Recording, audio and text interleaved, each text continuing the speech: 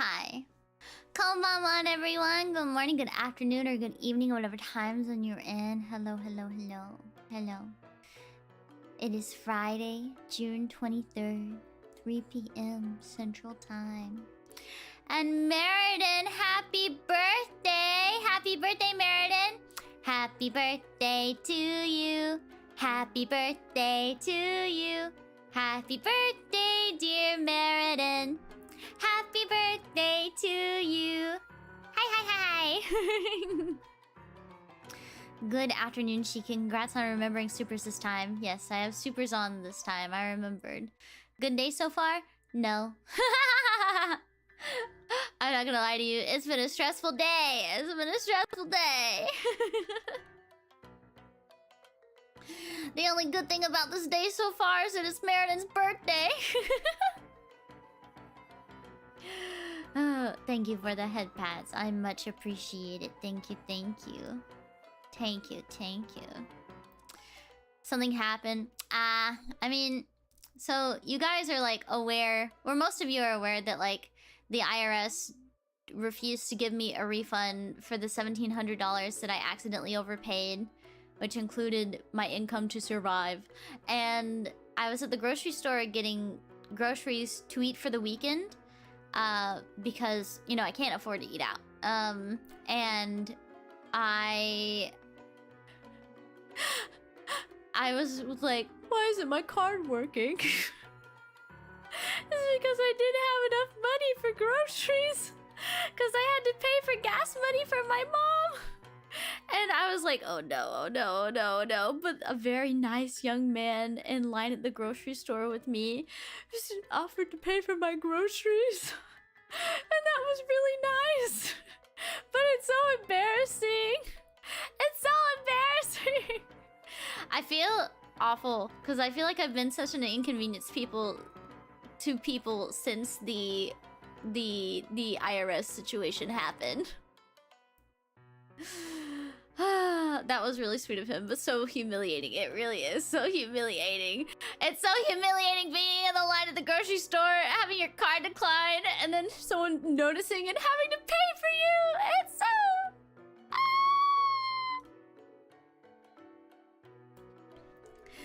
It could have been much worse, it's true. I just feel so bad about it. I hate when stuff like that happens. I'm really, really grateful to him, though. I'm just so... No, we did not kiss. He had a girlfriend in the line. Just flip it around and be in a humiliation, problem solved. You're silly, you're silly. Oh, but it just sucks. I also was really late to run errands. Luckily, I made it in like, home. In time. To stream though. You got groceries, but how do you plan to get by after those? Well, I get paid. Well, I hope I get paid on Monday or Tuesday. And I think I got enough food to last the next few days. I'm pretty sure that I got enough groceries thanks to the nice young man. Yeah.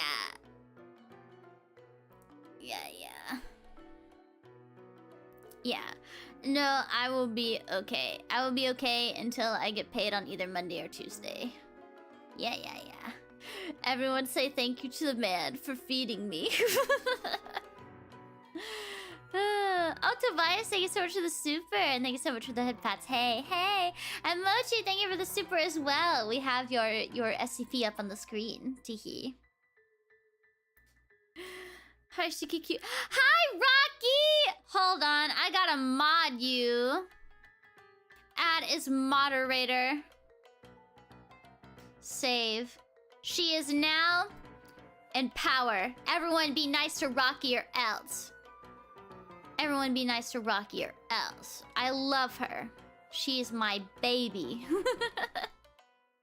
You can't make me, what the fuck? So much power. She holds all the power. Bow down to the raccoon witch. The trash panda witch.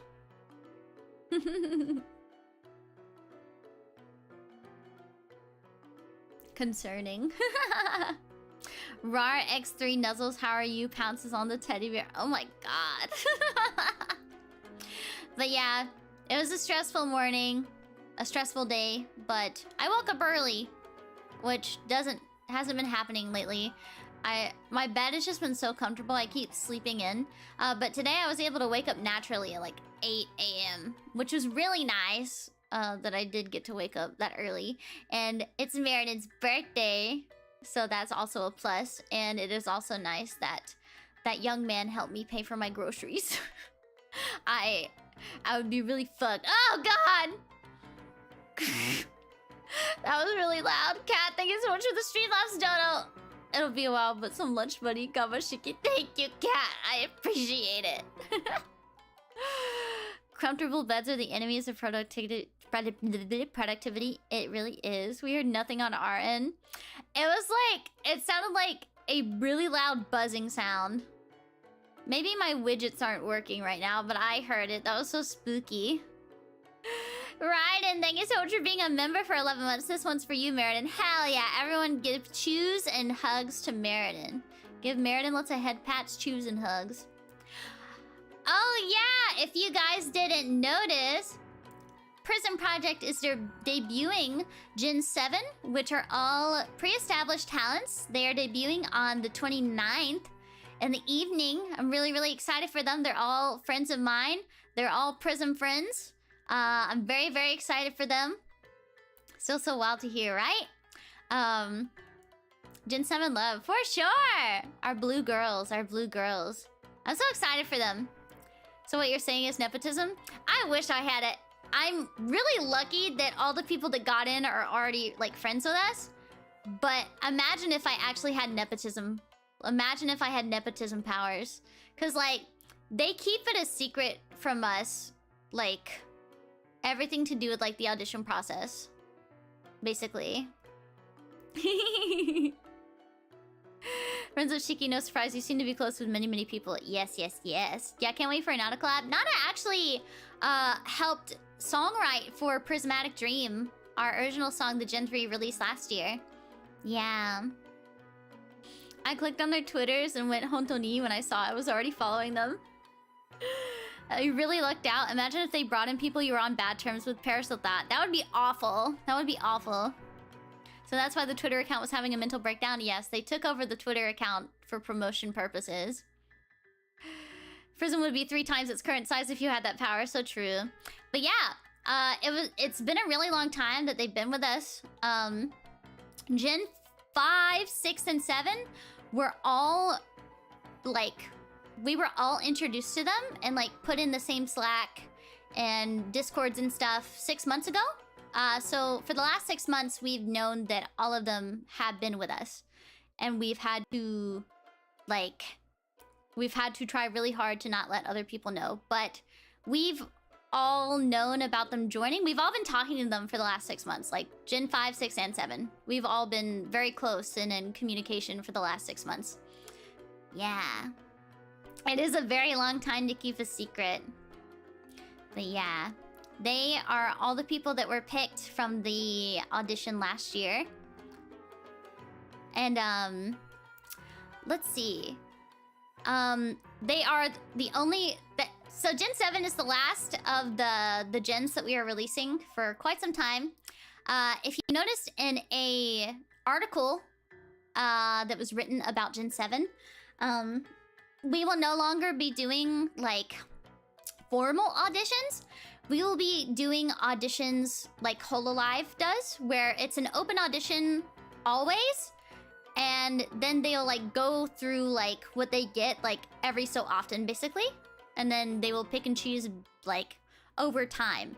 It's not gonna be something that's like, oh, we're gonna get all this done in this certain amount of time. I think that was a lot of stress on our managers and staff in general.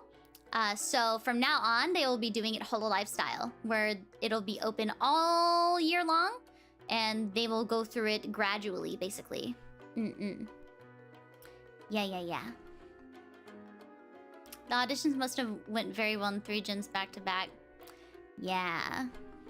So I think the way it worked was, like, auditions opened in, like, August, And I don't remember when they closed, but I think everyone was onboarded in November or December, and then we were introduced to all of them at the beginning of January. They all had their introductions where they were revealed to be in PRISM Project. So they've all been here for a really long time. They've all been here for a really long time. Wasn't there like 5 digits of app? I have no idea. I have no idea how many auditions we got. I'll have to ask Shogun about that sometime. Yeah. Yeah. I think this is a more efficient way, and it will definitely take a lot of stress off of the staff, because I think they were like in crunch mode for like months and months and months, working through auditions and the audition process and stuff like that. So yeah. But yeah, Gen 5, 6, and 7 have been with us for a really long time. We've all been talking and getting along and stuff like that. Yeah. Whew, so I'm happy to hear about the open audition. I think that they'll probably open that after Gen 7 debut. They are debuting on June 29th in the evening, June 30th JST. That is a Thursday, I believe. I know that's a little bit of an unusual time in the middle of the week to debut. But they are debuting on Thursday evening. Mako is going to be showing off her new model. She got a new mama. And Nana is going to be showing off a new outfit. I'm not sure what Emma is going to be showing off yet, but I'm sure she has a lot planned for her birthday in July. Yeah. So there's a lot of cool stuff going on, and I'm sure that Gen 7 has like really cool things that are going to be coming out around their debut. You know, they got that really cool animated promotional video. So I'm really, really excited to see what they've done to show off for their debut. They probably had a lot more like time and resources since they were already established talents before. So yeah. I'm really, really excited for them. I'm very, very excited for them. I'm very happy to have like friends that I already know joining PRISM. I'm friends with the other PRISM agents, but it's nice to have like even more friends. Like friends that were not made like in the company, but people I met outside the company as well. It's really, really nice. In fact, I can finally say this. I mentioned that I would be visiting a friend in August. I'm visiting Mako. We're having a little off collab, little vacay together. We'll probably do off collabs together and stream together. But yeah, I'm gonna go visit Mako. Mako and I have been friends for a few years now. So I'm really, really happy that she got the opportunity to join PRISM Project. It made me many much happy. Very, very happy. I remember when she got in, she called me and she was crying. She was so cute. She's so sweet. She's really, really hardworking, and she was in a really big rut leading up to joining PRISM. So I'm really, really glad that she got this opportunity, and I hope that it can like inspire her to continue making content. She's a really wonderful singer, and I hope this like helps her to feel more motivated and confident to sing. I'm really, really excited to hear what she does. Very, very excited. Her new model is so cute, by the way. I was at her announcement stream last night where she showed off the face, and it's so cute and so expressive. I'm so excited. I'm so, so excited for them. They're all wonderful. They're all really good singers as well. I love them so much. I'm so happy for them. I hope Emma sings more. I've only ever heard her sing like one time, and it was for a YouTube short she did that Miori mixed, and she sounds so good. She has such a sexy voice. And Nana has like a, oh my god, her range is crazy. She has such a full voice. They're all really, really cracked. Mako is probably the funniest person I've ever met in my life. Like, hands down, one of the funniest people I've ever met in my life. They're so good, and they're so sweet, and I'm so happy that they are with us. It is going to be a good time. But yeah, don't worry about any more new PRISM gens for the rest of the year. I'm pretty sure I don't think we have any new gens coming anytime soon. They are the only ones left that came from that formal audition last year. So yeah, yes. But yeah, they're all great, so please do check them out. January 1st, Gen 8. We'll hold you to that. If they honestly debut any more talents this year, I will be surprised. I will be surprised. As far as I know, we aren't. But I have known that we are going to be doing an open audition since I talked to Shogun while I was in Japan. Because I was wondering, I was like, when are we opening auditions again? And he was like, oh, we're not doing like a formal audition anymore. We're doing open auditions like all the time. And I was like, oh, okay.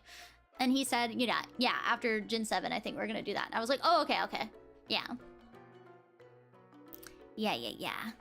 Hi, Shiki, are you reading SCP articles? Yes, we are! Right now, I'm just kind of chit-chatting, though. But yeah, I'm excited. I'm excited that I don't have to keep secrets about the people that are in PRISM Project anymore. Oh my god. It was so hard because we got so close to them for so long, you know? Like, you know, we all play games together, we talk together and stuff like that. So it was like really, really hard to not just like mention like, oh, Emma said this the other day, or Nana said this the other day, or Mako said this the other day. Jun, Yuki, Cole, Lana. Ami, my little Ami. I had a dream about her yesterday. I was like remembering the dream as I was about to say her name, and I remembered her being upside down. My brain farted and remembered when she was like upside down in my dream and only had food prompts. So I heard people talking about Non and Emma doing a burp collab. They should. They should, to be honest. I think I've had collabs, or at least like done content related things with all the Gen 7 girls. Cause like I've interacted with Emma for like ever. And I think I was on a stream that Non was doing where she was playing a horror game and she was scared. So me and Sierra and Emma were all there to give her moral support. And then with Nana, you know, she co-wrote Prismatic Dream with Aries for Gen 3's anniversary last year. And I was also featured in her birthday VOD. Yeah, and then Mako and I have collabed a few times. No one was a part of one of those collabs, actually. I remember. Yeah. Oh my god, I talked to you about Nana and that must have been painful. Bro, it was... it was so hard! I remember me, Bao, and Mako all did a collab, like a Fortnite collab. It was like a one-off thing where I noticed they were playing games together and I was like, let's play Fortnite. Let me join. And I did. And Mako had already gotten in at that point. So I had to be like, oh, I'm playing Fortnite. And then Mako also had a birthday stream. And I had to message my manager and I was like, is it okay that I'm like here? Is it okay? Like, you know, she hasn't announced and my manager was like, it's okay. Yeah. Smooth work on your part. I tried really hard. All of our blue girls are finally here. I'm so happy for them. So much happy. But yeah, for those of you that are interested in auditioning, eventually we will have an open audition, and it is very possible that you could get in with your pre-existing character. It is now a thing that is definitely possible within the company. Just a question, will there ever be a horror game with all SCPs? All SCPs? All SCPs would be hard, but there are SCP, like, video games, like SCP Containment Breach. That has, like, Peanut and a bunch of other ones in there. I've never gotten far in that game. Like, ever. Ever. Yeah.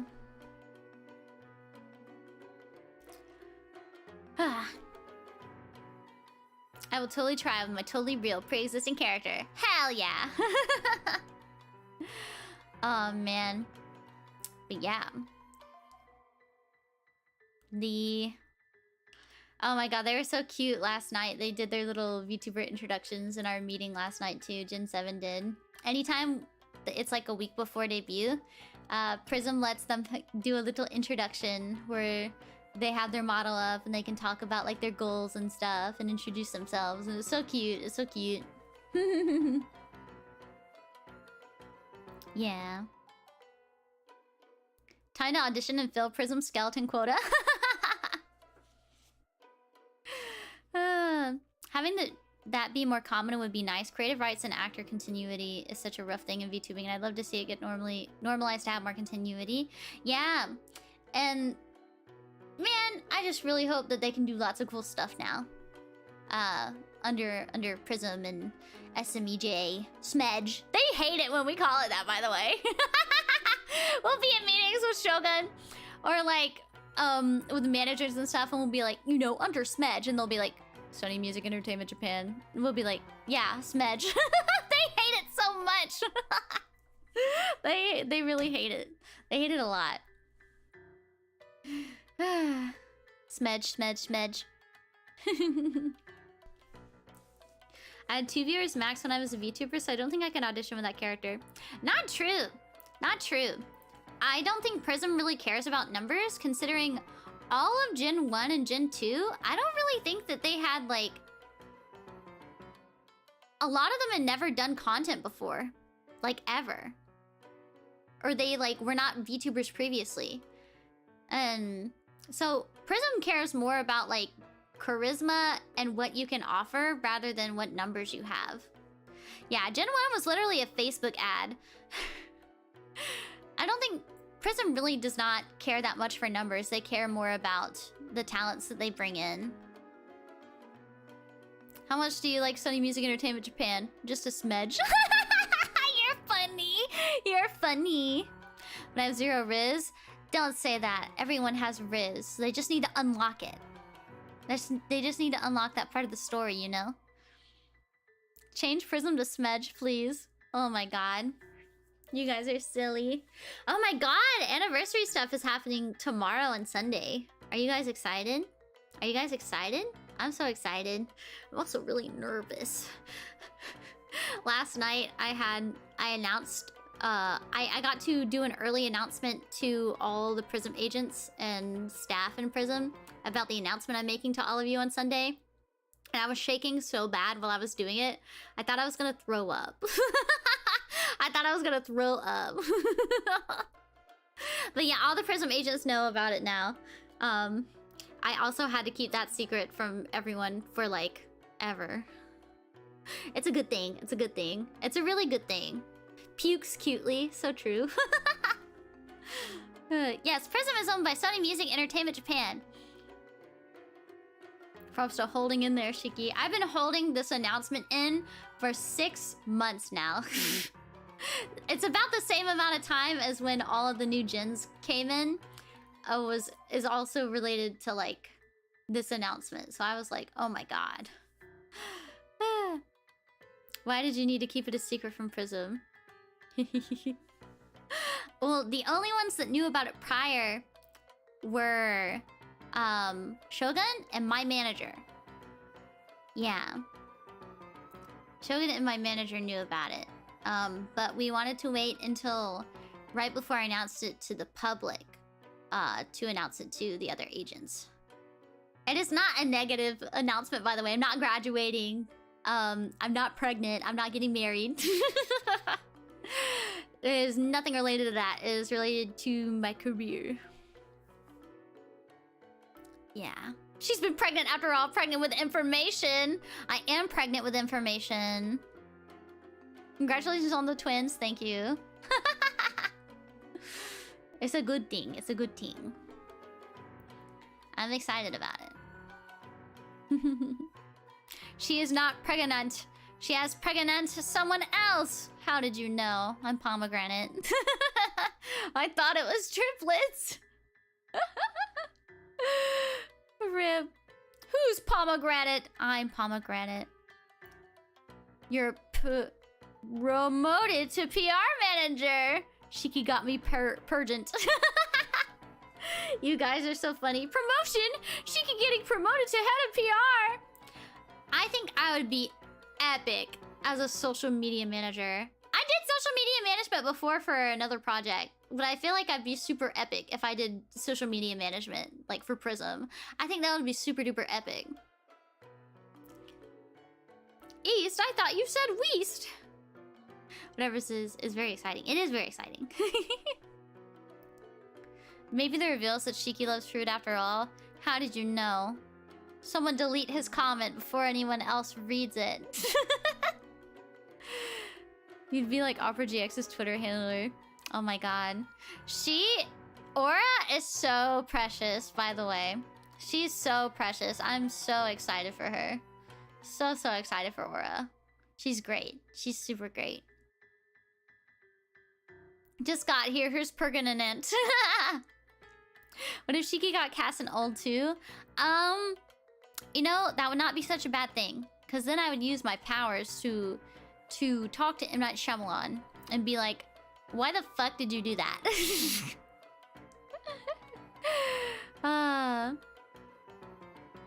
Oh my god. But yeah, it was a surprise to see the new wave. Yeah, one thing I will say, I was surprised that all of the gens came out in such a short amount of time. Like, I thought they would be a little more spread out, I guess. But I guess they had certain time restrictions that they needed to meet within the company. Which is why everything happened so fast, basically. So now you have 3 anniversaries to catch in June. You have Gen 6, you have Gen 3, and you have Gen 7. All in June. All in June now. But I'm thinking to not coincide too much with Gen 3's anniversary. I feel like Gen 7 will probably have, like, their celebrations and stuff in the first week of July, maybe? I feel like that's probably what's gonna happen. Yeah, 3 anniversaries is gonna do numbers on the old wallet. Yeah. Wonky timing is on brand. 3 Annies, we got Non's birthday. Oh my god. So much going on. Need a storefront. My wallet is ready to cry. Yeah. I'm pretty sure PRISM has had a rather notable history of building up its gens. It's true. We had Gen 1, 2, and 3 all debut within like 4 months of each other. Like more like 3 or 4 months of each other. And then we had Gen 4 about 5 months after Gen 3. And then after that, we didn't have anything for like over a year. And I think that's because we were getting used to the Sony transition. And also, they had to go through that big-ass audition process. Is PRISM ever gonna do a male gen? We just got a male gen! We got a male gen like 3 weeks ago. We got a male gen like 3 weeks ago. Two. It's more like 2 weeks, actually. Yeah, their debut was like 6/9. Haha. Yeah. So it took a long time from between Gen 4 and Gen 5. Lots of time. Not male gen, but a male gen. Oh my god, that reminds me. I saw a really funny post the other day. I need to find it. I'm gonna freeze up, by the way. What was it? I said something really funny. Let's see. I put it in my server. I said, your package came? In the mail? But mail is spelled like M-A-L-E. I thought it was so funny. Oh my. It was so funny. So silly. So silly. Oh my god, I've been talking nonstop for 30 minutes. I'm so sorry. I just wanted to catch you guys up on some stuff. Sorry about that. Let me drink some water and then we'll get started.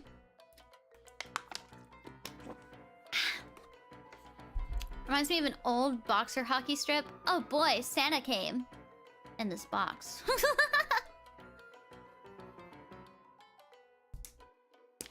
I'm gonna drink some water. Yeah, I'm very excited. No more debuts for a long time. I'm pretty sure. Wow. Alright, here we go. This was what Mochi asked for in his super. It is SCP-6330. Level 1, unrestricted. Risk class, notice. Disruption class, dark. What is this? He has no eyes! He can't see! Lucid Dreamers. Special containment procedures. Due to the nature of SCP-6330, physical containment is not currently possible. Funding should be supplied to companies encouraging the sale and purchase of baby monitor cameras in an attempt to detect and witness SCP-6330 sleepwalker events. Ooh. Should reports of a sleepwalker event circulate, Mobile Task Force Iota 12 Lucid Dreamers are tasked with investigation and suppression of public media circulation or news reports regarding SCP-6330. All civilians who view SCP-6331 or SCP-6332 instances are to be immediately administered Class A amnestics. At any time, one SCP-6331 should be held within a small item locker in the site nearest to its recovery. Current study instance kept at Site 44. The instance should be examined weekly and any changes reported to the nearest Level 3 researcher. SCP-6331 that are affected by sleepwalker events are to be left in the possession of the family they were discovered with, as no anomalous activity has ever been recorded following an event. Families in possession of SCP-6331 should be monitored in case of further activity.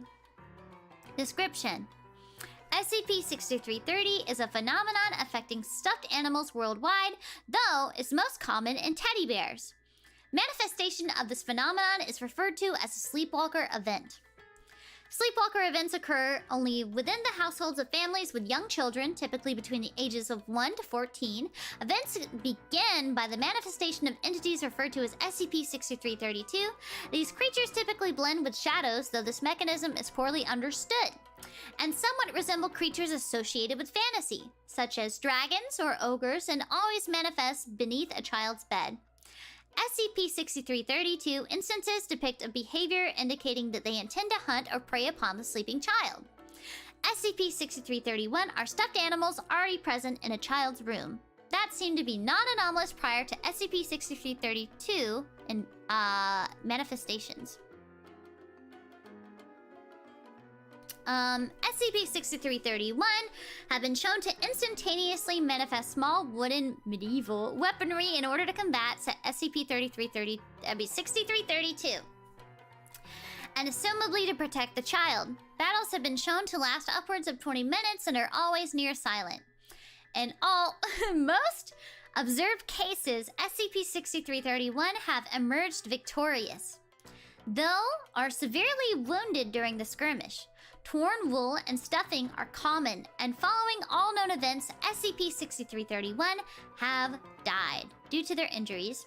Prior to death, the instance will drag the SCP-6332 corpses back under the bed frame and demanifest. Let's see. It will emerge a short while ago. It will emerge a short while later and attempt to climb the bed. The SCP-6331 will then embrace its child and pass away. Aww. Addendum 6331 test logs. Oh my god.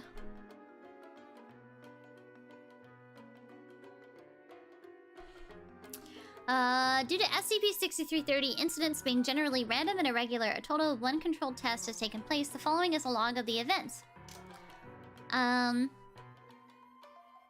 The following test was conducted on the grounds of Site 44. Researcher Blink's 7-year-old daughter, henceforth referred to as subject, was placed in a humanoid containment room and was soothed to sleep using a teddy bear that researcher Blink claimed the subject had a strong emotional attachment to. This experiment was conducted a total of 13 times prior to the following sleepwalker event. MTF Iota 12 were stationed at the room's entrance for swift intervention if needed. Subject has entered REM sleep. No anomalous activity is observed for 3 hours. At 1:40 PDT, an SCP-6332 is observed beneath the subject's bed. A quiet rustling sound can be heard beneath the bed, and sounds reminiscent of a large animal's breathing are audible. A pair of large, scaly clawed hands grasp the rim of the bed. A creature resembling a western dragon emerges. It stands approximately 3 meters over the ground, or above the ground, switching between bipedal and quadrupedal motion. For 5 minutes, the SCP-6332 patrols the room, moving silently and methodically. Wait, where did I see that? Unaware of the surveillance cameras, SCP-6332 turns towards the subject, poising itself at the foot of the bed, stretching its arms out towards the subject. It gapes its jaws wide, exposing rows of large pointed teeth and a dark pink tongue. It gapes its jaw... Oh, wait. Its motions at this time are likened to that of a snake. As it seems to prepare to lunge at the subject, the stuffed bear stands up on the subject's chest and draws a small sword and shield from an unknown source. It positions its sword's tip pointed downward and has its shield at its side. One hunches over slightly and twirls its sword, maintaining eye contact with two. After 10 seconds, two throws its jaw at the subject, and one responds with a leap towards the subject's attacker. I can't speak today. Slicing two's eye, the SCP-2 responds with a quiet grunt and touches its wound, which leaks a viscous black liquid. One jumps toward two and utilizes fabric from the bed sheets to quickly cover the wound. Cover the wound. Apparently attempting to minimize mess and evidence of its presence. Both instances are in battle for 9 minutes before the first sign of damage to one. Following the severing of one of two's dorsal spikes, it strikes the one with a heavy slap, which sends one across the room. One stands back up, placing a hand on its stomach, and looks at its hand, which is now covered in wool and stuffing. They charge at each other once again, though the subject seems to move slightly in their sleep.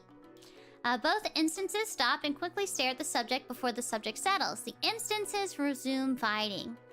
After 20 minutes of battle, both instances are heavily scarred and injured. After kicking itself off of the two's nose, one sprints from the one side of the room towards two, leaping into the air and landing a fatal blow, slicing the neck of the other instance, which falls lifeless to the floor. Two is dragged by the one back under the bed. What the heck? Let's see. A short while later, the SCP-1 emerges. Damage sustained includes loss of one buttoned eye, exposed stuffing and torn wool. It places its sword and broken shield on a nearby table. One then drags itself up the bedsheets toward the subject, who is sleeping peacefully through the test. It rests beside the child laying motionless. It seems to glare directly at the camera, and a small woolen thumb protrudes from its rough hand, giving a thumbs up to researchers. Its head flops onto the child's cheek before it ceases to move. Wait, that's so cute, though! Upon conclusion of this test, MTF Iota-12 carried out heavy investigation of the bed. SCP-2's corpse was not discovered beneath the bed frame, though traces of amounts of the aforementioned black substance was present. Samples taken reveal it to be composed of raw hemoglobin and water, though its viscous nature and other physical properties do not support the discovery. One instance was removed and placed in secure storage. It has to date shown no further anomalous properties.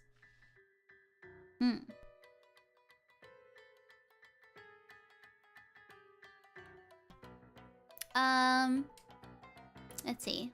Following a sleepwalker event taking place on 7/7/2001, a news headline with the title "Young Boy Reported Missing from Family Home in Portland" was circulated en masse among citizens of Portland, Oregon. Upon investigators' arrival at the scene, it was discovered that the young boy's room had large trails of viscous black liquid streaking the walls. Investigators soon requested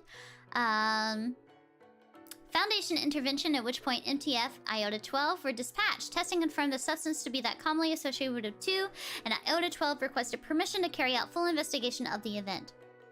This request was approved by Overseer Command. This following file was written by MTF Iota-12 personally. I recommend all informal comments should be ignored. Director Woods.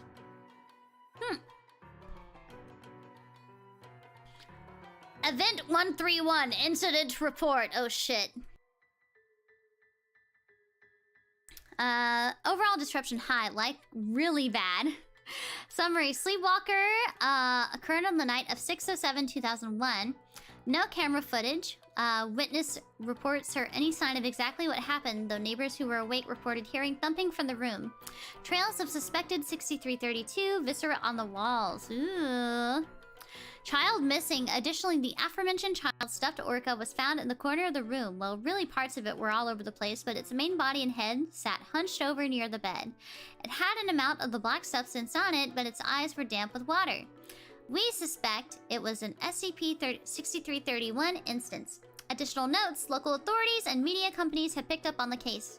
The public are very interested in trying to figure out what caused the disappearance. We told them that we think an animal or something came in the room. Kid put up a fight and that the substance was blood, but the kid lost and was taken by it. Unfortunately, they're not happy with that answer, and people are demanding we stop lying to them. Ruh-roh, Raggy. Let's see. 2 days after the sleepwalker event, the child was rediscovered, unconscious behind a hedge in the family's garden. A brief interview revealed that the child witnessed the final minutes of this event. He claimed my orca was fighting a big monster, and then the monster grabbed me and took me out the window, but someone saw it, so it dropped me and I hid in the bush. A second interview revealed no other discoveries, but the child claimed the monster ate his socks. It is unknown what the SCP-6332's intentions were, had it been able to escape with the child. All involved were amnesticized, and a cover story was fabricated with Iota 12 encouraging parents in the local area to purchase video surveillance cameras. Addendum 6333. On November 19, 2008, a call was filed to local authorities by a family in Cambridge, England. They claimed to have discovered footage of a sleepwalker event within their son's room. Mobile Task Force Iota 12 Lucid Dreamers were dispatched to investigate. The footage was seized by personnel, and all members of the family were administered Class A amnestics. Ooh. Oh my god, there's so much. The child's bed sways slightly as an instance of 2 emerges. The instance resembles an unknown creature, though it's described as having a large muscular frame and stands upright. The instance walks to the opposite end of the room, hunching over and observing the child for exactly 10 minutes. 2 begins to stand further upright, extending an assumably retractable set of claws. The child's teddy bear, which was placed next to the child, suddenly stands, drawing a bow and quiver. 2 assumes a quadrupedal stance and snarls before lunging towards the bed. 1 fires a single arrow towards the 2, striking the instance directly in the canine-like snout. 2 responds with a loud huff, reminiscent of that of a bull or bovine. The instance battle for approximately 30 minutes, the longest recorded sleepwalker event to date. Both show abilities and skill sets consistent with other 1 and 2 instances. Eventually, 2 has 1 pinned to a nearby wall, seeming to strangle it. 2 then pulls one of 1's arrows from its arms, plunging it into the 1's chest. Oh shit. 1 shows behavior likened to those of intense pain, and 2 seems to be victorious. 2 leans its head towards 1, seeming to whisper into the instance's right ear. Through audio recordings, cannot determine what was vocalized. 1 lifts up its head, staring blankly into 2's eyes. It reaches behind its back, pulling out a small, entirely wooden Glock 19 handgun. The bear points the weapon into 2's forehead and swiftly fires. The shot creates minimal noise, and the 2's body falls limp. Black viscous liquid is sprayed on the wall. The 1 hauls 2's corpse towards the bed, noticeably limping. It drags the body by its large forearm and demanifests upon reaching the underneath of the bed. Why does he have a Glock?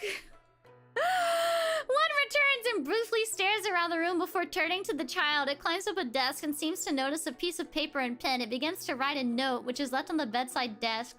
Heavily wounded, the 1 limps to the bed, falling on the child's chest with its arms stretched wide. There is no further movement, and it perishes next to its child. Stay strapped or get clapped. Holy shit. Oh my god. Here's the field report. Following the case's conclusion. Overall disruption. Low. Summary. Sleepwalker begun at 12:01, find approximate 30 minutes. Sleepwalker ended at 12:40. With the neutralization of the affected 1, really made us question how many times this happened to us all as kids. 1 produced a note. Only recorded instance of one's being able to understand English reads as follows. Hello, Timothy. Thank you for always taking care of me. It was really fun. I was able to repay the favor of protecting you. Unfortunately, I am hurt. I need to go. I'm too weak to stay, and I just hope you'll remember me. It's been fun helping you. I've enjoyed my time under your care. Going into this, I knew it would happen. The sleepwalker's coming for you. I'm just happy I could do my job. Goodbye, my friend. I hope I may see you soon. Aww. Aww. I like this one. I like this little guy. He's just a little guy. He's just a little dude. A little baby. I like this one. It was really funny when he pulled out the Glock, though. Really funny, actually.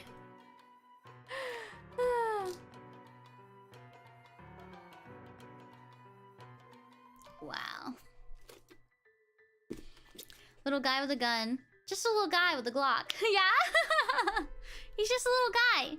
Just a little dude. Just a little man. Why did Discord open? Leave me alone. Speak softly and carry a big stick.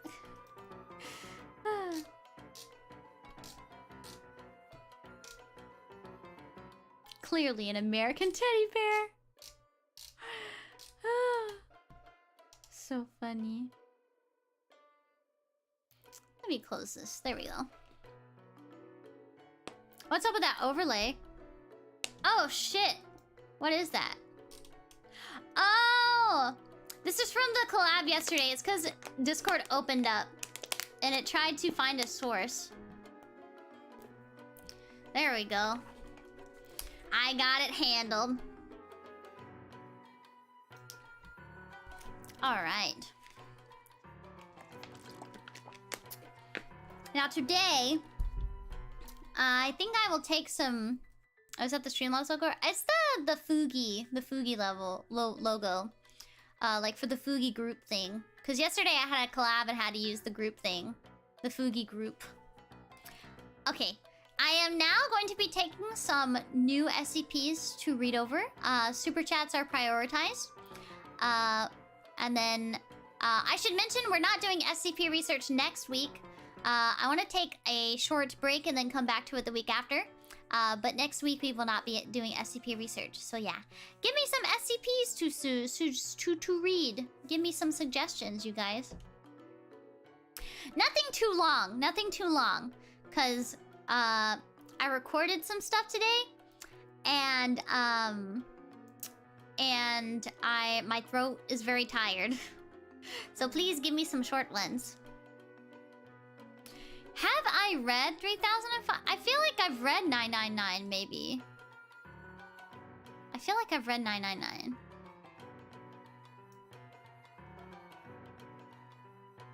I believe I have read one of the SCP-1 submissions. The Tickle Monster. Have I read this one? I feel like I have, right? Yeah, I've read this one. I've read this one already. I've read this one. Can't read it again. Yeah, I've definitely read this one. I think I've been drawn with this one. Canva, go away. I don't care about email. 1609? Let me see what that is. The remains of a chair.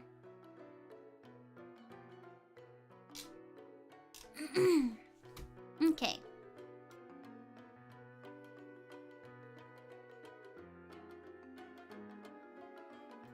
Sorry, I had to clear my throat. 1609 is contained at storage site. Leave me alone, PayPal. I've authorized a payment for what? Oh. Oh my god. Oh my god, I was so scared. Contained at storage site 8 due to the difficulty of transporting it from the location. 1609 is to be contained in a specially designed enclosure at that site within a flower bed in which a range of aesthetically pleasing flowers and plants are to be cultivated. It is to be used as mulch within this flower bed. The flower bed is to be tended regularly. And all visitors to the enclosure must remark on the beauty of the flower bed, with particular emphasis on the quality of the mulch. This one is anti-GOC. What is GOC? What is that an abbreviation for? Hold on. Before I read any further, I gotta look this up.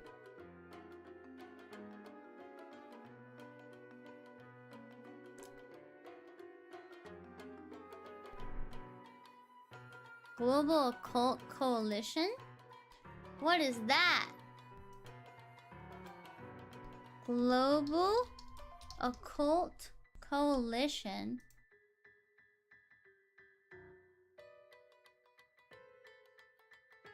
Is that a bad thing? Oh, I see, I see. Okay, I was like worried, like, please don't be political. Gotcha, okay.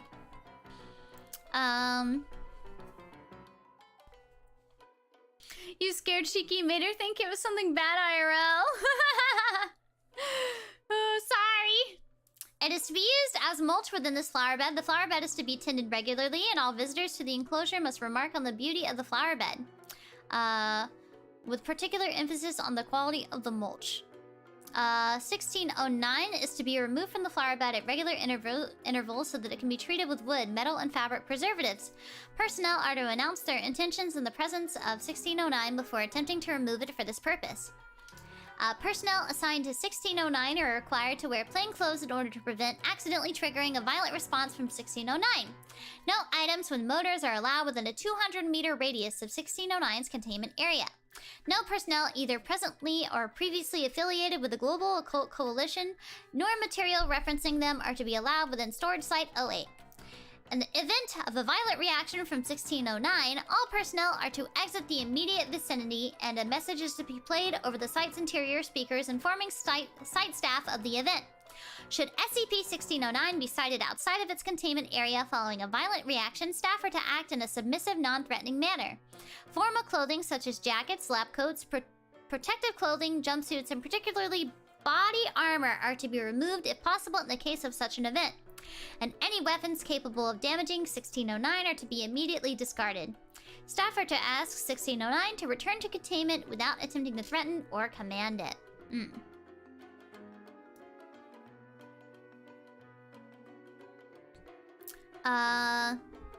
1609 exit Storage Site 8. Agents are to be immediately dispatched in order to scan the surrounding area for 1609 and, if possible, retrieve it.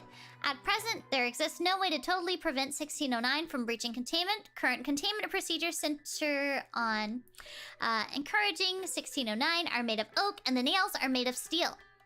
1609 is capable of teleportation, being capable of moving its entire mass instantaneously between 2 points without any known limit. 1609 usually uses this to bring its constituent parts together when parts of 1609 have been removed from the mass, but 1609 can teleport its entire mass at once on at least one occasion at a distance of blank kilometers. 1609 is capable of splitting its mass, though it does this rarely. Any amount of material removed from 1609's mass continues to display 1609 properties. 1609 has resisted all attempts to remove it from the confines of Storage Site 8, teleporting back to the site of its own accord. However, it has previously teleported out of Storage Site 8 for brief periods before returning, although this has only happened on blank occasions since its arrival in Foundation custody.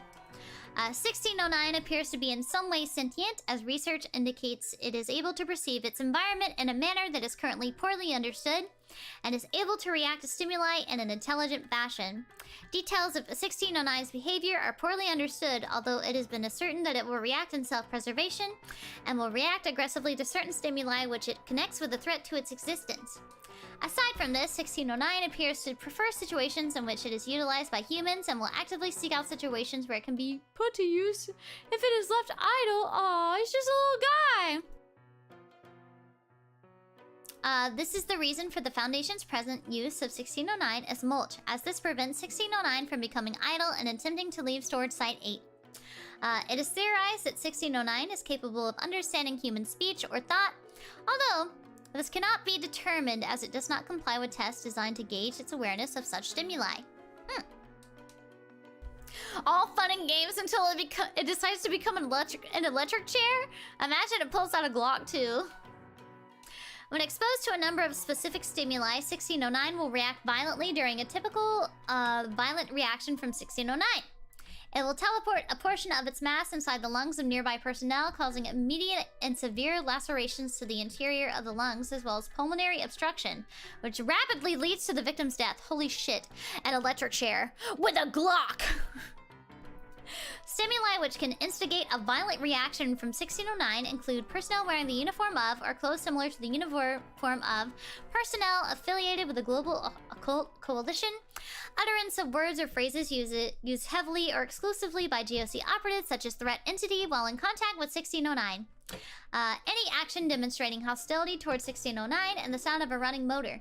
Violent responses from 1609 are rare, only blank such events have occurred since the containment, and 1609 quickly reverts to a passive state after such a response if it does not continue to feel threatened. A chair made out of Glocks! 1609 arrived in Foundation custody on blank blank blank after teleporting into an unused containment cell at Storage Site 8 in its current state. Careful investigation has revealed that SCP-1609 was originally a large chair made of varnished oak and bleached leather, carved in the form of a reclining woman in a restful state. 1609 appears to have possessed its anomalous properties in the state, albeit with certain limitations, namely that the object would only teleport when a person within a certain radius felt the need to sit down or rest without a comfortable seat or chair nearby. At this point, 1609 would teleport to them to remain in place until another person experienced a similar urge. Aww. On blank blank blank, both Foundation operatives and members of the Global Occult Coalition were made aware of the existence of 1609, which was given the temporary designation of E622. Due to the hard-to-contain nature of 1609 and the possibility of its existence causing a breach of secrecy regarding the existence of supernatural phenomena, a small-scale effort to contain 1609 was launched by the GOC forces. It is presently unknown how exactly GOC operatives captured 1609, but it is known that they succeeded in reducing the object into its current form using a wood chipper. No! What about a Glock made of chairs? Further attempts to destroy 1609 failed due to its properties and ability to teleport away from sources of danger. Following this event, several members of the GOC died under unusual circumstances. Investigation through both official channels and embedded Foundation agents within the GOC has potentially linked 1609 to at least 3 deaths of personnel within the Coalition. Although the true number of casualties in mass due to their mishandling of the item is unknown. 1609 then arrived in Foundation custody. It is unknown how 1609 was aware of the existence of the Foundation, although it is theorized that it entered Foundation custody due to a low risk of further damage to itself. 1609 represents a perfect example of the flaws inherent in the operating procedure of the GOC and serves as a cautionary tale for any members of the Foundation who disagree with our practices on containing dangerous objects.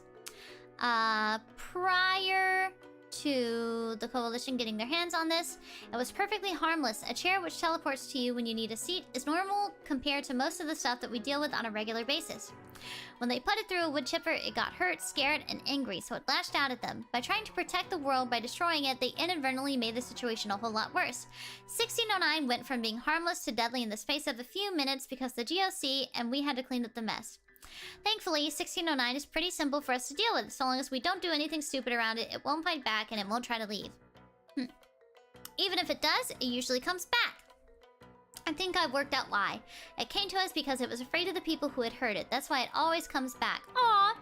It's afraid of the rest of the world now, and it's looking to us for protection.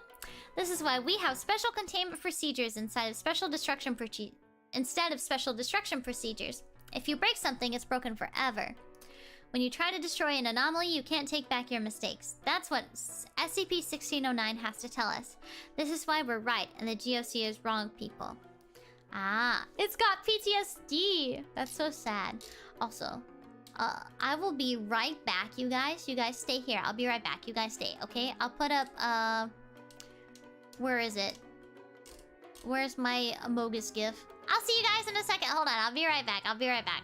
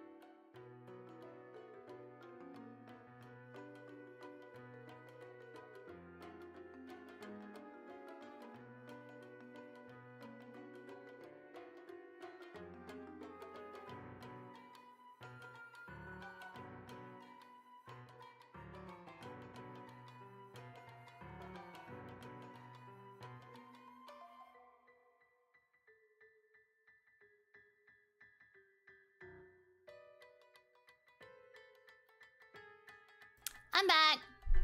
Let me get rid of this. Hey! I return. Whew. Welcome back. Thank you. Thank you. Thank you. Did you wash your hands? Of course I washed my hands. But the Among Us was getting good? Okay, I'll put it back on.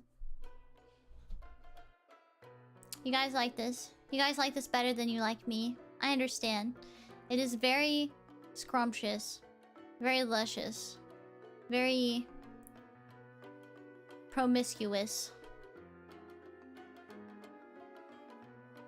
One day you should just not wash your hands to assert dominance, and then people will call me gross.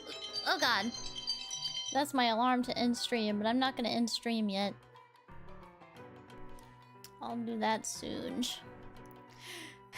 Please no, Shiki, it's making me see colors. I'd hope you could see colors. Put the Among Us on your head? Okay. I'll make it smaller. I'll put it on my head.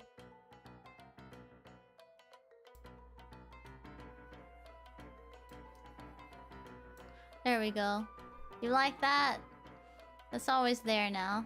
Hope you enjoy.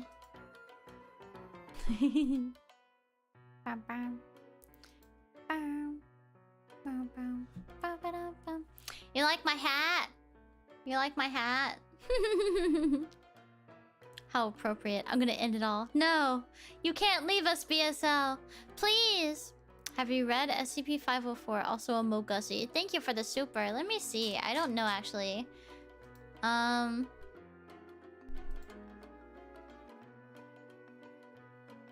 the fuck? Why is this called Critical Tomatoes? What the fuck? I hate this! If only you could stick it to your head to a point it moves with you. I can. I can technically do that. It's just that I only have the Amogus in Streamlabs, and I don't have it... I don't think I have it saved to this computer right now. But hopefully I can re-download it and use it. But eventually maybe I will. Eventually maybe I will. VSL is gonna be more deader than ever after this stream. Oh no. It was her hat, Mr. Shogun. She was #1! Tomates. Tomates. Ugh. Disgusting. We'll read it anyway. SCP-504 Object Class Safe. All seeds, plants, fruit, crossbreeds, and other products of SCP-504 are to be classified as SCP-504. 504 seeds need no special containment other than to prevent misuse by unauthorized personnel. SCP-504 plants and their fruit should be kept in soundproof rooms. What the fuck? Guards and researchers assigned to maturing or growing 504 are to be equipped with radio-enabled masks which insulate non-transmitted sound and are to be instructed to avoid attempts at humor. What? 504 is a species of tomato physically and genetically identical to that of the typical commercially grown tomato. It was recovered in blank, Kentucky, after a woman reported to the police that her farmer husband had been murdered by his lunch. What? The Foundation is currently working to identify and destroy loose strains of 504 in the surrounding commercial farming area. See? Tomatoes are evil, guys. When a poor attempt at humor is made verbally within human hearing range of tomatoes, they instantly accelerate to a speed of at least 100 miles per hour in the direction of the sound source. Only mature tomatoes separated from their vines and less than 10% rotted or chemically compromised exhibit this effect once each. Tomatoes do not have to be physically intact, though ingested tomatoes are usually insulated enough from sound to prevent their effects before neutralized by stomach acid. What the fuck? 504 tomatoes seem to reach speeds relative to the inciting attempt at humor. See experiment logo.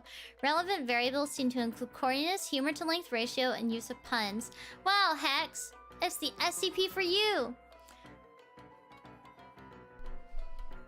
Language appears irrelevant. Whoever snuck 504 into the cafeteria kitchen is getting terminated. Those tomato slices are like fucking shurikens. Is a hippopotamus or just a really cool opotamus? No change in velocity. What's an archaeologist? Someone whose career is in ruins. Tomato clocked at 124 miles per hour. Subject suffered a broken nose.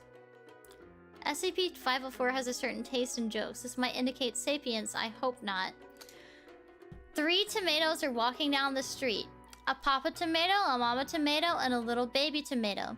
Baby tomato starts lagging behind. Papa tomato gets angry, goes over to the baby tomato and smushes him and says, "Catch up."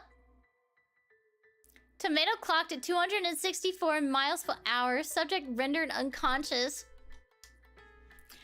So I was going to bed and my brother told me, "Good night, don't let the bed bugs stick to their proboscis in your skin and suck your blood. Good luck on a healthy dermis." 2-second pause before activity. Tomato clocked at redacted. Sound barrier broken. Subject killed. Holy shit. 3 mature tomatoes, each from a different crossbreed. If you have dentures, don't use artificial sweetener, because you'll get a fake cavity. All 3 tomatoes clocked at exactly 145 miles per hour. Subject injured, 2 teeth dislodged. 1 mature, split into quarters. I tried to walk into Target, but I missed. All 4 pieces clocked at 212 miles per hour. Subject severely injured. Right eye destroyed by a piece of tomato. Holy shit. CD player playing Harmful If Swallowed, 2003, Dane Cook. At redacted tomato clock, 167 miles per hour. CD player destroyed. It works for recordings, damn it. Didn't even have to deal with Class Ds in the first place. Holy shit, not Dane Cook. 3 mature tomatoes, 1 for each test subject. After the introduction to the following news item, bomb blows hole in linen statue. The 3 following jokes were made. Oh, that's gonna leave a marks. Tomato number 1 twitched but did not displace from its original location. BBC is just stalling the good news. Tomato clocked at 152 miles per hour. Chipped tooth and hairline jaw fracture. That blows. Tomato clocked at blank. Subject is hospitalized with a massive skull fracture. I thought we just established that recordings work in place of live subjects. I know how much you guys hate the Class Ds, especially 504-012. Poor guy might not even recover before termination rolls around. But I'm making it clear that whoever oversaw this round of testing is getting a serious reprimand. The same goes for whoever leaked its video logs to the staff. Television played the SNL Sarah Palin and Hillary Clinton skit. Tomato reacted as if confused. Slow motion video shows 3 separate bursts of speed in excess of 200 miles per hour. 2 incidences of motion at normal throwing speeds, and 1 unprecedented instance of backward motion, all in the one trajectory. Dr. King hypothesizes that the tomato was unsure whether or not to take it seriously. A portable computer playing a pre-recorded engineering joke. 2009 is going to be a complex year. We already know the real part. We still have to find the imaginary part. Supersonic blast detected computer was completely vaporized by the tomato's kinetic energy. Sensor readings indicate an approximate speed of 3,500 kilometers per hour? What the fuck? 2,174 miles per hour. Holy shit. A portable computer playing a partial audio recording of the Monty Python sketch, The Funniest Joke in the World. What? I have not seen this. Tomato explodes. Debris clocked at 137 miles per hour. Computers heavily coated by debris. Keyboard ruined by exposure to liquid matter. All other components proved functional after cleanup. A portable computer playing the text of SCP-904. Data expunged. What's 904? 904 should be inscribed on an ordinary sheet of typing paper when not in active observation or study. This paper should be secured in a secure, locked, non-combination vault and stored out of range of any recording devices. 904 should only be handled or directly viewed by Class C personnel without backgrounds in literature, writing, or art. Any personnel viewing 904 experiencing hallucinations or suicidal thoughts should be removed immediately from the situation. 904 was discovered scratched on a bathroom wall in the literature department of Blink University after reports of unusual behavior and difficulty speaking in approximately 300 students and staff. Mobile Task Force ETA-10, See No Evil, was sent to contain it after its viral nature was realized, although all 3 Class D personnel involved in its transport were infected by visual contact, it was transported to Site Blank without incident. 904 presents a slight mimetic hazard to all who read it, but it is only harmful to those with a specific creative type mindset. An infected individual can infect other individuals. Symptoms include the tendency to use end rhymes uncontrollably in all speech. Reading 904 multiple times or being very close to it after reading it once will result in the development of a more refined poetic form containing iambic pentameter, a more complicated poetic form, or more fitting rhymes. The infection is not permanent. Some individuals will remain unaffected for up to 24 hours, while others will shake off the infection within 10 minutes. Typically, infections caught from other individuals will be shorter in duration than infections from the source. However, some individuals, mostly those with backgrounds in poetry and the arts, are more adversely affected by the infection. These individuals have a more difficult time losing the infection. In rare cases, it will not subside, but will induce hallucinations regarding being trapped in cages, coffins, or otherwise, a state of extreme depression, and the feeling that they are unable to express their thoughts, or that their body is not theirs anymore, or that they are being possessed. Often the subject will choose to self-terminate. Researchers should use discretion when choosing who will view SCP-904.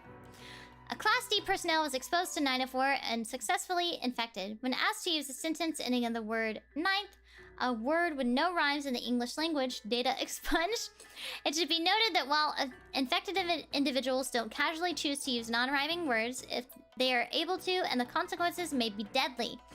At the request of the cleaning crews assigned to clean up the blood, researchers are strongly discouraged from similar experiments. If this ever breaks containment, we're going to be facing a disaster. Suicidal poets or not. I see. Interesting.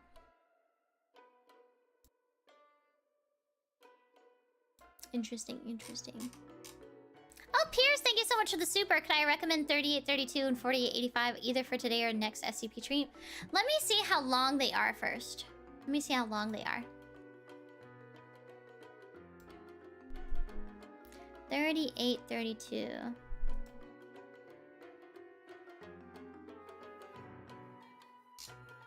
What is this?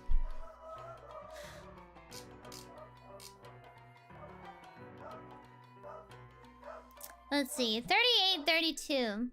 Euclid. Yeah. What? He has a little unhappy face on his pillow.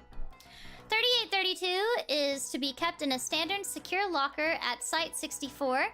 A tracking tag has been affixed for ease of recovery during a relocation event. Upon breaching containment, tag monitors are to determine which potential relocation site and approximately where within said site 3832 has positioned itself at. The personnel stationed at the corresponding location are to be notified, and containment procedures specific to their location are to be enacted. Any personnel located near 3832's ambush position are to be notified via intercom and encouraged to secure glasses, held objects, and other material before continuing with their activities. Oh god, my voice. Research personnel are to seek out and provoke an attack. Once 3832 is secured in Site 64, it is to be returned to its locker.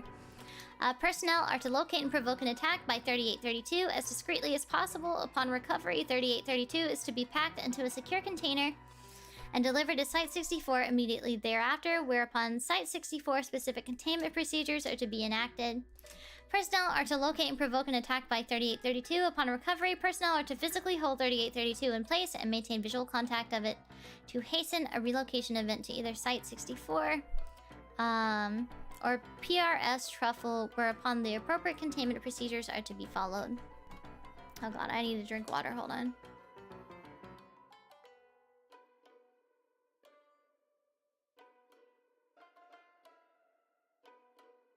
There we go. 3832 is a queen-size bed pillow with an attached post-it brand note depicting a crudely drawn face. The face has been observed changing within the confines of its art style. However, these changes do not deviate dramatically from the default jagged frown expression and tend to be small additions or the alteration of a single aspect, such as the curvature of the mouth. 3832 is stuffed with the goose and gray duck down feathers and consistently smells and feels as though it has been recently infused with scented fabric softener. Nice!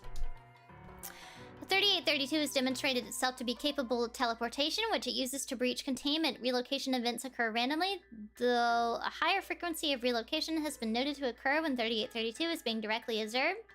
This frequency further increases when 3832 is physically restrained. 3832 has only been observed to be capable of teleportation into the interiors of locations it has previously been in, or near to when not in a sealed container. It is currently unknown what requirements exist to designate a new location as a potential relocation site. Current potential relocation sites are Site 64, PRS Townhouse, where it was recovered, and PRS Truffle. See Incident 3832 NR1. 3832 cannot relocate consecutively. It must initiate an attack before it can relocate again. Following a relocation event, 3832 is considered to be in an active state. In this state, 3832 will mimic behaviors associated with ambush predators. It will hide itself as best it can, typically in containers or around furniture, and wait for an ambush opportunity to arise. Should an individual come close to SCP-3832's position, and there is an unobstructed path between 3832 and its victim, an attack will be triggered. This involves 3832 throwing itself at its victims at low velocities. To date, 3832 has not been observed traveling at speeds capable of directly causing injury, nor at speeds significantly different from those of a human-thrown, non-anomalous pillow. Upon impact with its target, 3832 has been observed to consistently make a squeak similar to that of a squeezed dog toy. Following an attack and prior to a relocation event, 3832 is in an inactive state. In this state, it is completely inanimate and can be safely handled as a non-anomalous pillow. The post-it note making up 3832's face is permanently affixed, although more resistant to tearing the non-anomalous equivalent. Attempting to forcibly remove SCP-3832's face will immediately trigger a relocation event.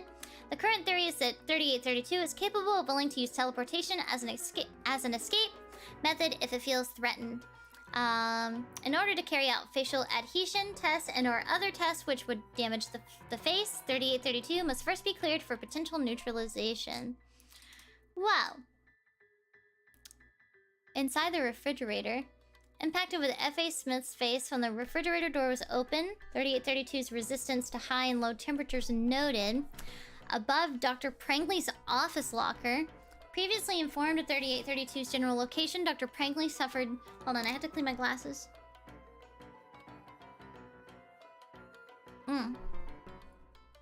3832's general location, Dr. Prangley pushed 3832 off his locker with a meter stick. 3832 landed on the floor before launching itself into Dr. Prangley's lower abdomen. Interaction logged. After triggering an attack, F.A. Smythe and F.A. Gompton apparently began to throw 3832 at each other. Began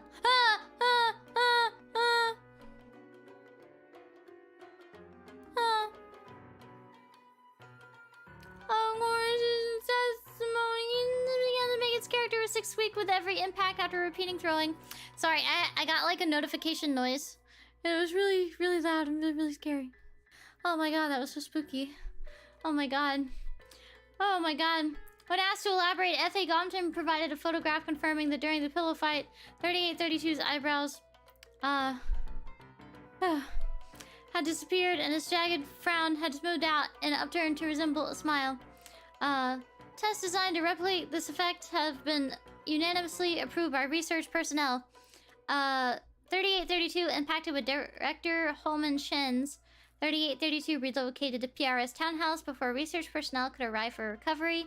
Interaction logged. 3964 was instructed by Agent Beatrice Ross to move SCP-3832 to the center of the cell and maintain physical contact. 3832 remained immobile until Dr. Blakeoff entered for recovery, whereupon it launched itself. Due to 3964's hold, however, 3832 could not effectively become airborne and only impacted with Dr. Blakeoff's feet. 3832's characteristic impact... There's a really loud noise again. Impact's squeak was notably lower in pitch, and drawn teardrops appeared beneath the face's eyes. Interaction and image evidence log. The following report details the incidents which led to the establishment of PRS Truffle following 3832's relocation into an on-site janitorial closet 2 days afterward. Truffle currently operates under Cover Story 7 under new management. Factory floor tours have been prohibited, and civilian accessible areas have been deprived of opaque furniture and containers 3832 would use to conceal itself. On Valentine's Day 2017, 3832 relocated into the trunk of Big Sister's car while technicians were attempting to fix a glitch with its tracking tag. The car was mobile and departing from Site 64 at the time, along with 3832's research team. Neither Big Sis nor security staff at the gate were aware that 3832 could relocate into mobile containers.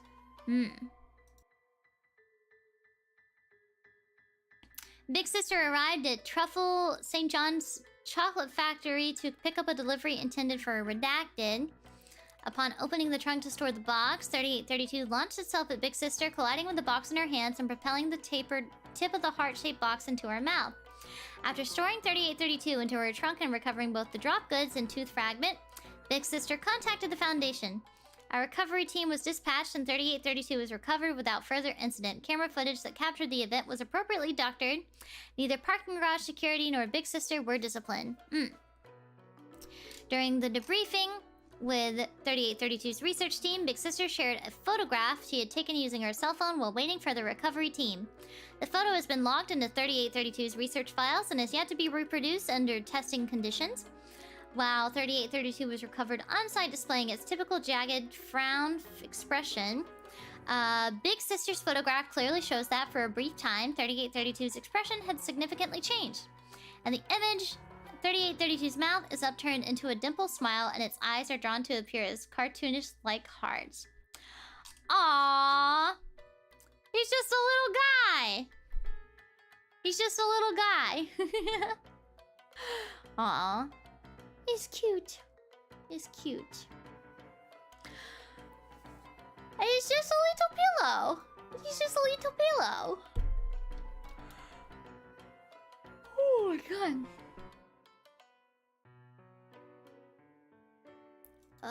Man. 1 second, you guys.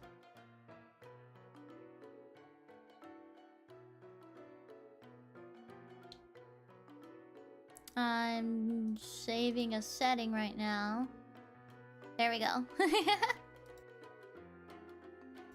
Oh, I'm not tired. My throat just hurts really bad. So I think that's gonna be the last entry that we read today. Because my throat is hurting many much. I had to record some heavy belting earlier today. I didn't even finish the recording because it was just too much for me. So we're going to end there for today. We will continue SCP Research not next week, but the week after. Not this next Friday, but the Friday after that, I'm pretty sure. Yeah. So, I am going to go to the Super Chat Reader.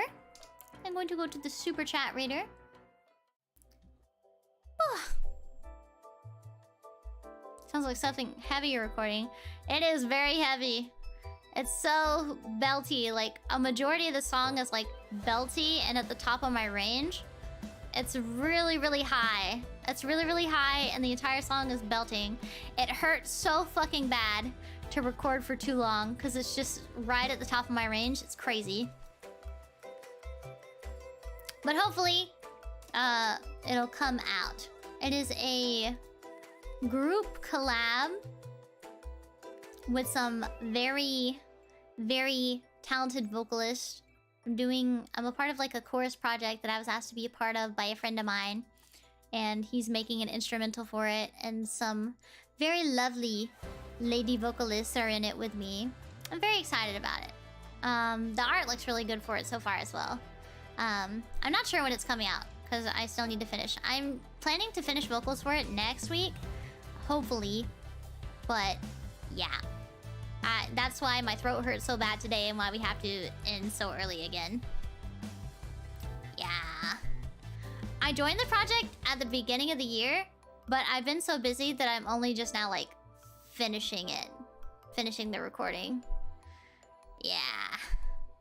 This year's been crazy for me. So, too crazy. Too crazy. I needed to end. No more recording. No more recording. How are your lungs feeling these days? I feel like I'm slowly getting, like, lung power back. But also, ever since COVID, it's so much harder to sing. Like, I don't know. It's just so much harder to sing, and I feel like my range isn't what it used to be anymore ever since COVID. So it's been a little harder. It's been a little harder to record. Yeah. I volunteered to help you reinflate them. Thanks. Thanks. Alright. Well, hey there, BSL. What are you doing here? What are you doing here? You sent this a day ago. Why is it showing up today? But anyway, BSL, thank you so much for the Streamlabs dono. Notice. Yeah, it was from yesterday. That's crazy. I would like a bite of the Japanese food that you brought home. Yes, please. Yes, please.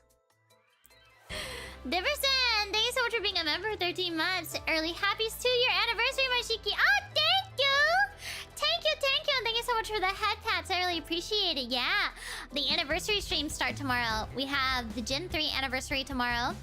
And then on Sunday, I'm doing 2 anniversary streams. I'm doing a clip watching stream. And then in the evening, I'm doing a karaoke where I'm announcing something big. Yeah. Tobias, thank you so much for the super. Hey, and thank you so much for this the head patch. Thank you, thank you. Kat, thank you so much for the Streamlabs dono, and thank you. I will enjoy the lunch when I get it. Teehee. Let's see. Ryden, thank you so much for being a member for 11 months. Cute. Iris Wristwatch, thank you so much for being a member for 16 months, and thank you so much for the head pats. Hermit, thank you so much for being a member for 6 months. Thank you, thank you. No better liquid than viscous liquid, so true. Tobias, thank you so much for the super. Pierce, thank you so much for the super. Tobias, thank you so much for the super. I'm sorry we didn't get to it this stream. We didn't get to it this stream. Sorry, sorry. Derps with Wolves, thank you so much for the super. Should I retag you in no entry? Also short. Yes, please. Yes, please. Sumishino, thank you so much for being a member for 22 months. This chat is green. It is. Oh, this chat is ours. This chat is fake. Thank you so much for the super, Sumishino. Thank you, thank you. I really appreciate it. Thank you, thank you. All right.